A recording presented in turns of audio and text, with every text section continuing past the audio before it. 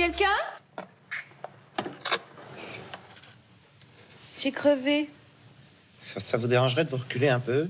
Je me suis dit que si vous réparez les autos, vous réparez aussi les vélos, non? En 1983, l'été meurtrier de Jean Becker dévoile une passion caniculaire entre une magnétique Isabelle Adjani et un Alain Souchon envoûté. À l'époque, la jeune comédienne est déjà une étoile. Les plus grands réalisateurs rêvent de la convaincre pour leur prochain projet. Bref, Adjani est l'héroïne des Français et les photographes sont de plus en plus intrusifs dans sa vie. Lorsqu'elle arrive sur la croisette, elle choisit la singularité et joue au chat et la souris avec eux, à tel point qu'ils vont pour la première fois faire grève, se désarmer de leur appareil photo lors de son passage sur le tapis rouge. C'est l'acte 1 de ce soir.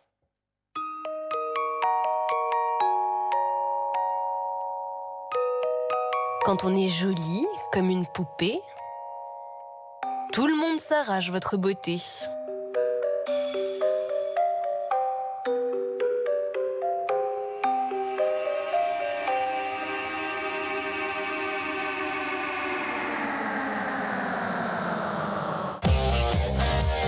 Heureusement, Isabelle Adjani n'est pas une poupée.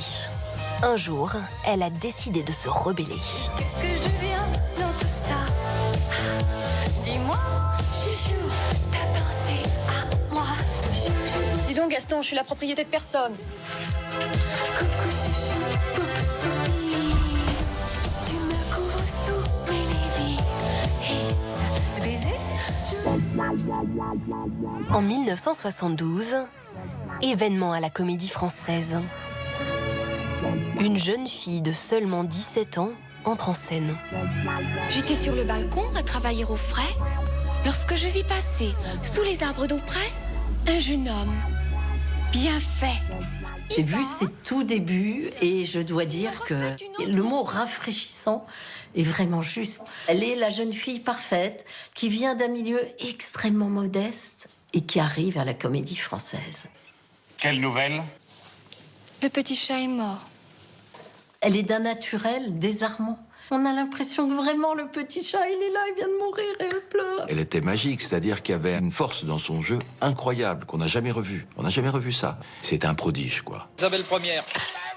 Et très vite, le cinéma s'en empare.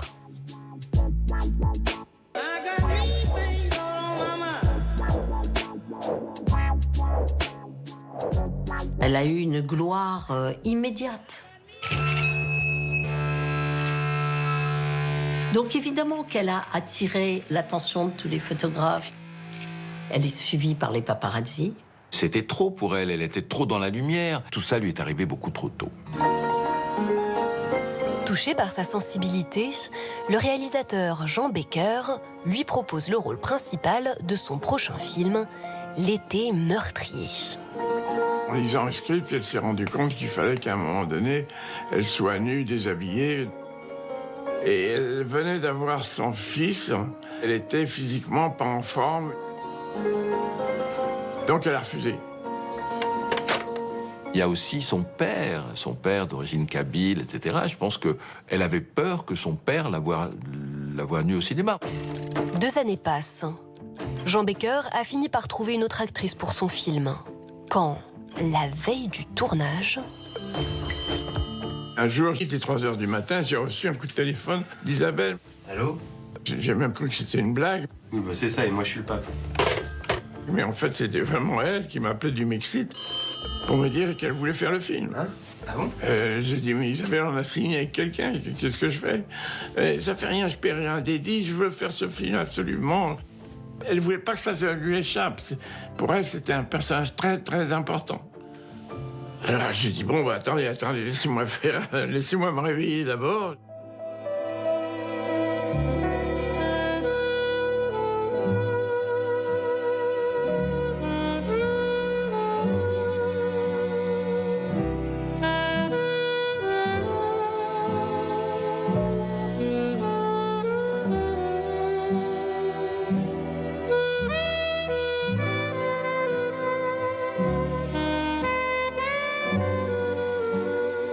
Et même sur le tournage du film, Isabelle continue d'attirer les paparazzis.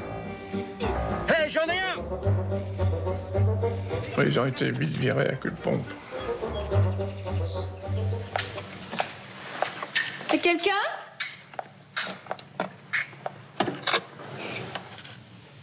J'ai crevé.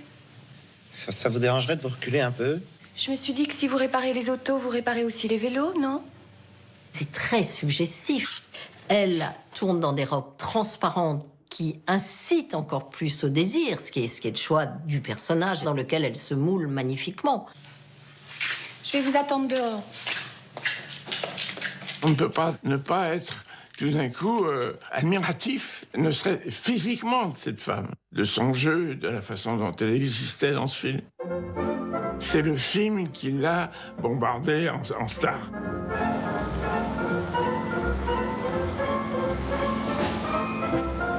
Mais quand le film arrive sur la croisette, soudain, la star se cache. Elle était dans son coin un petit peu, quoi. C'est Adjani avec son mystère, sa beauté.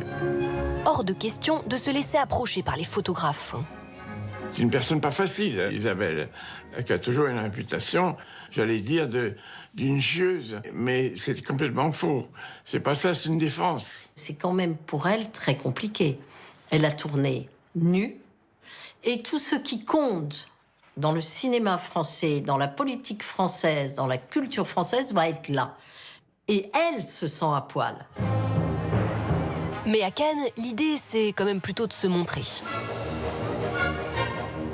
Quand on vient à Cannes, il y a la présence à la projection en robe du soir habillée, bijoutée par tous les grands, la conférence de presse et le photocall, qui pour nous est important. C'est là où on va faire nos portraits, on va faire l'ensemble des protagonistes. Elle assiste à la conférence de presse, mais elle ne va pas au photocall. Et là, c'est une faute professionnelle. Et donc, nous, qu'est-ce qu'on envoie dans nos agences ou dans nos journaux? Ah, rien. Donc, on se fâche.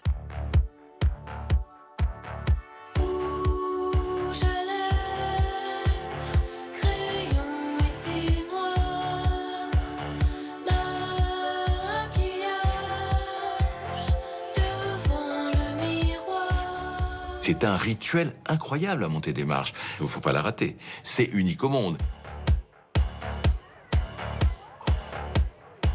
Et là, il se passe quelque chose qu'on n'a pas l'habitude de voir. On n'entend aucun clic-clac, clic-clac.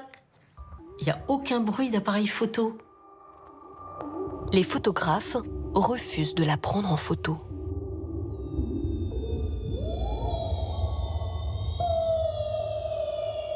Les photographes de presse, armes aux pieds, se sont mis en grève à l'arrivée d'Isabelle Adjani. Quand même, on est des travailleurs, on vient à Cannes pour travailler et tout. Il y a beaucoup des agences importantes. Et pourquoi ils nous reçoivent pas bien, Isabelle Adjani? Parce qu'elle veut pas de photos.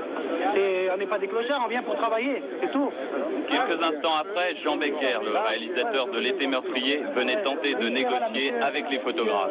Je vous demande d'entrer tous de faire des photos. On m'a donné l'autorisation. Alors elle, ça lui a fait mal. Sur les marches, il y a des éclats de photos partout. Alors ça fait star, quoi. Elle n'a pas eu ce moment-là.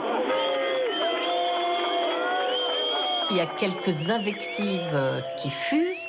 Elle ne peut pas ne pas se rendre compte que c'est contre elle.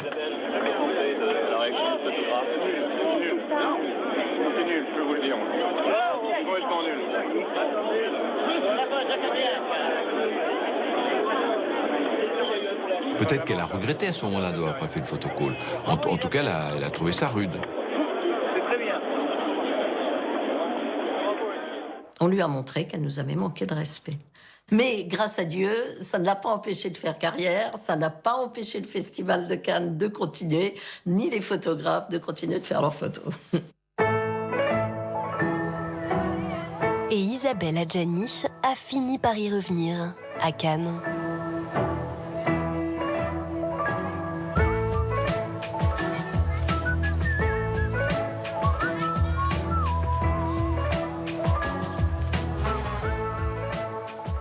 Et c'est mardi prochain que s'ouvrira la 75e édition du Festival de Cannes avec Vincent Lindon en président.